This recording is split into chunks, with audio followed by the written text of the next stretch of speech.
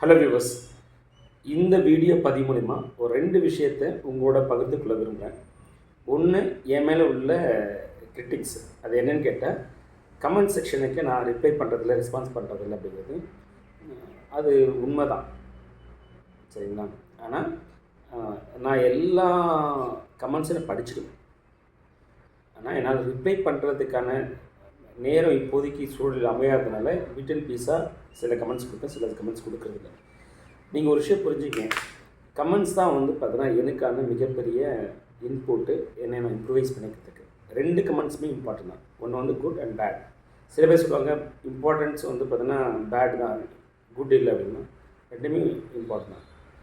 இப்படி சொல்கிறேன்னு வச்சுக்கோங்க, நம்ம ஒரு விஷயத்தை எதுலேருந்து கற்றுப்போம் அப்படின்னா, things gone wrong and things gone right அப்படிங்கிற 2 கான்செப்ட் மூலமாக தெரிஞ்சுப்போம். திங்ஸ் கான் ராங் அப்படின்னா நீங்கள் சொல்லக்கூடிய எதிர்மறையான கமெண்ட்ஸ், நெகட்டிவ் கமெண்ட்ஸ். என்னோடய பார்வை பார்க்கணும் நெகட்டிவ் கமெண்ட்ஸ்.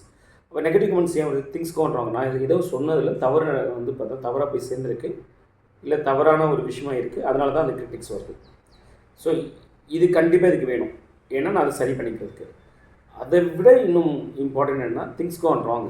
இப்போ நான் ஒரு விஷயம் தவறை சரி பண்ண முயற்சி பண்ணிகிட்டு இருக்கும்போது, சில விஷயம் சரியாக பண்ணிகிட்டு இருக்க விஷயத்தில் நான் இன்னும் பார்த்தேன்னா அதை நான் ஃபாலோ பண்ணாமல் விட்டுடலாம், அதுவுமே ராங். அப்போது திங்ஸ் கான் ரைட்டுங்கிறதுலேருந்து நான் சில இன்ஃபர்மேஷன் கண்டிப்பாக எடுத்தால் தான் இப்போ எது நல்லா போயிட்டுருக்கோ அதை நான் அப்படியே பார்த்தா சஸ்டெயின் பண்ணிவிட்டு, திங்ஸ் கான் ராங் அதை நெகட்டிவ் கமெண்ட்ஸ்லேருந்து இன்புட் எடுத்து திங்ஸ் கான் ராங்கில் என்னென்னலாம் டியூன் பண்ணிக்கலாம் அப்படிங்கிறத டியூன் பண்ணி இம்ப்ரூவைஸ் பண்ணிக்கிறதா இது 2 கமெண்ட்ஸுமே தேவை. அப்போது இவ்வளோ தூரம் நான் சொல்லக்கூடிய என்னால் நிச்சயமாக பார்த்தீங்கன்னா அந்த கமெண்ட்ஸ் எவ்வளோ இம்பார்ட்டன்ட் தெரியாமல் இருக்குமா? ஆனால் இப்போ இருக்கிற சூழல் நான் இப்போ பார்த்தீங்கன்னா இன்னும் எஸ்டாப்ளிஷ் பண்ணிகிட்டே இருக்கிறதுனால என்னால் பார்த்தீங்கன்னா ஒரு கம்ஃபர்ட் ஜோனில் உட்காந்துட்டு இதுக்கெல்லாம் ரிப்ளை பண்ண முடியாத சூழல் இருக்கேன். பட் எல்லா கமெண்ட்ஸும் பார்த்துக்கேன், ஏன்னா அதனால தான் நான் இம்ப்ரூவைஸ் பண்ணிகிட்டே இருக்கேன், சரிங்களா?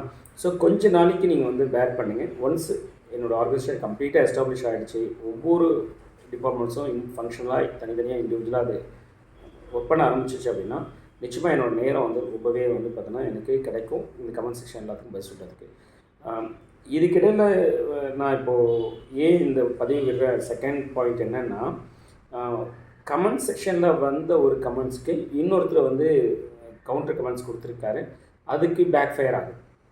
ஸோ இப்போது இன்ஃபேக்ட்டு கொடுத்த ஒரு கமெண்ட்ஸே பார்த்தீங்கன்னா அதை என்ன ஹேட் பண்ணிச்சு. அது என்னங்கிறது இந்த இதில் காட்ட முடியுமான்னு பார்க்குறேன், தெரியுமா வீடியோவில்? எனக்கு தெரிஞ்சு எனக்கு தெரியுமான்னு தெரில. நான் என்ன பண்ணேன்னா இந்த வீடியோவில் மேலே அந்த கமெண்ட் செக்ஷன் உள்ள டீட்டெயில்ஸ் உங்களுக்கு நான் கொடுக்குறேன். ஸோ அது மேலே வச்சு பார்த்து ரீட் பண்ணிட்டே பண்ணலாம். கொஞ்சம் பேக் பண்ணுங்கள். நான் வீடியோ எடிட்டிங்கில் பார்த்தீங்கன்னா ஸ்பெஷலிஸ்ட்லாம் இல்லை, என்னால் முடிஞ்ச மெத்தடில் நான் உங்களுக்கு பார்த்தா வீடியோ எடிட் பண்ணி போட்டுருக்கேன். அது என்ன கமெண்ட்ஸ் அப்படின்னா, ஒருத்தர் அபினவ் அப்படிங்கிற ஒரு கமெண்ட்ஸ் கொடுத்துருக்காரு. Sir, how much paper arrears in B அப்படின்னு சொல்லி ஒரு கமெண்ட்ஸ் எனக்கு கொடுத்துருக்காரு. அவர் இந்த கமெண்ட்ஸ் என்னைய பார்த்தா கேட்டிருக்காரு. நான் தான் சொன்னாலே எல்லா கமெண்ட்ஸும் நான் ரீட் பண்ணுறது உண்டு. ரீட் பண்ணும்போது உண்மையிலேயே அது ஹர்ட் பண்ணிச்சேன்னு கேட்டால் ஹர்ட் பண்ணிச்சு. ஏன்னா ரைட் ஃப்ரம் ஸ்கூல்லேருந்து ஆரம்பிச்சு இன்ஜினியரிங் கிராஜுவேட் முடிக்க வரைக்குமே எதுலேயுமே நான் ஃபெயிலும் கிடையாது, அரியர்ஸும் கிடையாது. ஆல்மோஸ்ட் டிஸ்டிங்ஷனில் தான் நான் பார்த்தீங்கன்னா மார்க் எடுத்து வந்திருக்கேன். அதனால தான் பார்த்தீங்கன்னா நல்ல ஒரு corporate companies like Hyundai group companies and TVS and France கம்பெனிஸ்லாம் பார்த்தீங்கன்னா இன்டர்நேஷ்னல் ட்ரிப்லாம் போகிறதுக்கான வாய்ப்பு கிடைச்சதுக்கான காரணம். ஸோ அந்த அரியர்ஸ் இல்லாமல் டிஸ்டிங்ஷனில் வந்தது தான் ஒரு முக்கியமான இன்புட்டு, சரிங்களா? ஸோ அப்படியே இருக்கிற எனக்கு இது கேட்கும்போது கொஞ்சம் ஹாப்பி தான் இருந்துச்சு. ஆனால் நான் என்ன நினச்சேன் அப்படின்னா, அவர் கேட்டது அவருடைய புரிதலேருந்து அவருக்கு அது மாதிரி கேட்டிருக்காரு, நான் புரிஞ்சுக்கிட்டேன். என்ன புரிதல்னால், மெக்கானிக்ஸ் அப்படின்னாலே எல்லாரோட மைண்ட்ஸில் எப்படி இருக்குது அப்படின்னா, மெக்கானிக்ஸுங்கிறவர் பார்த்தீங்கன்னா ஒரு கிழிஞ்ச டவுசர் போட்டிருப்பார், ஒரு அழுக்கான சட்டையை போட்டிருப்பார், க்ரீஸ் உள்ள மூஞ்சாக இருக்கும். இந்த மாதிரி தான் நிறைய பேருக்கான புரிதல் இருக்குது. நான் எல்லாரையும் சொல்ல, மோஸ்ட் ஆஃப் பீப்புள்ஸோடைய இந்த மோஸ்ட் பாப்புலேட்டோடைய பார்த்தோன்னா தாட் ப்ராசஸ் அதுவாக தான் இருக்குது. அப்படிங்கிற ஒரு புரிதல் இருக்கிற அந்த சொசைட்டிலேருந்து ஒரு நபர் இதை கேட்டிருக்காருன்னு நினச்சிட்டேன். ஏன்னா நல்லா படிச்சிருக்கவன் ஏன் இந்த வேலைக்கு வந்தான்? நல்லா எம்என்சி கம்பெனியில் போயிட்டு பெரிய மேனேஜர்ஸ் அண்டு அபோவ் அந்த மாதிரி இருந்திருக்கலாமே. ஸோ அப்படின்ற பார்வையிலேருந்து கேட்டதாக மாதிரி இருந்துச்சு.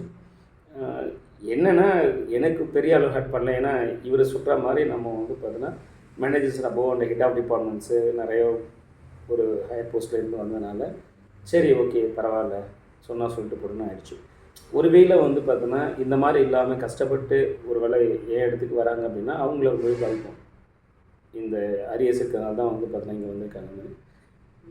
ஸோ அது வந்து என் ஹேட் பண்ணிச்சு. பட் அதை ஈஸியாக நான் ஓவர் கம் பண்ணிட்டேன். ஆனால் அதுக்கு ஒருத்தவங்க வந்து பார்த்தோன்னா கமெண்ட் செக்ஷனில் ரிப்ளை கொடுத்துருந்தாங்க. அது என்னென்னா அவருக்கோட கமெண்ட் செக்ஷனுக்கு just see is technical skills and also please continue your learning on moral science அப்படின்னு ரிப்ளை கொடுத்துருந்தாங்க. அது கொடுத்ததில் வந்து பார்த்தீங்கன்னா அவங்களும் ஓரளவு டிப்ளமேட்டிக்காக தான் கொடுத்துருக்காங்க. தப்பு இருக்காமல் தெரியல என் பார்வையில். உங்கள் சைடில் ஏதாச்சும் டிஃப்ரென்ஸ் ஒப்பீனியன்ஸில் கமெண்ட் செக்ஷனில் கொடுங்க. இப்போ என்னுடைய கமெண்ட்ஸுக்கு நீங்கள் வந்து கவுண்டர் கமெண்ட்ஸ் ஹேட்டாக கொடுத்தீங்கன்னா தப்பு கிடையாது. பட் உங்களில் யாரோ ஒருத்தங்க கமெண்ட்ஸ் கொடுக்குறாங்க, அதுக்கு வந்து பார்த்தீங்கன்னா கொஞ்சம் ஹார்ட்டாக கொடுக்க வேண்டாம் அப்படிங்கிறத என்னுடைய இந்த வீடியோ பதிவு சொல்கிறது. என்ன நான் ஹார்ட்டாக ஃபீல் பண்ணுறேன் அந்த counter கமெண்ட்ஸ்னால், at Kirti Lakshmi 6696 you don't have humor sense and common sense,